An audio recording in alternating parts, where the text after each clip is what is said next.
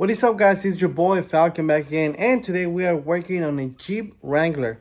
Now this issue also is basically on a lot of Jeeps and Dodges, so if you have the code p0456, which is a Evap small leak, or code p0457, which actually says loose gas cap, or if you have the loose gas cap message on your dash, this is the video for you.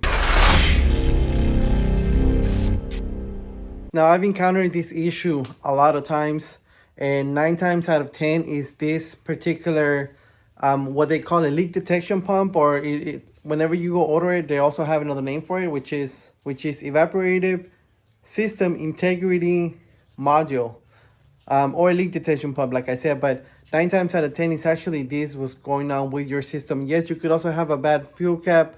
Yes, you could also have evap leaks. But from Dodges, from what I've seen, this part goes bad a lot. So let me show you where it's at and how to replace it. Alright, so here's our Jeep Wrangler. I believe this is like an 05 Jeep Wrangler. And we are going to be working on the evap canister. And the part we're going to replace is going to be the leak detection pump, which is right here.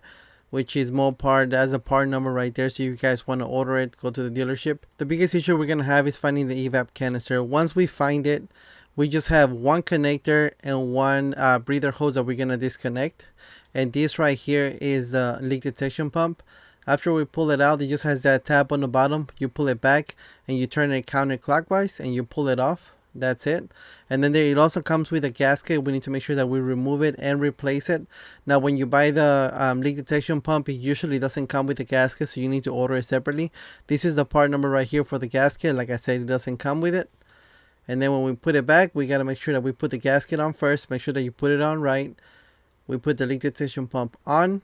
And then we turn it clockwise until it kind of snaps into place. Make sure that that snaps in. We get our connector on. And then we put our breather hose back on.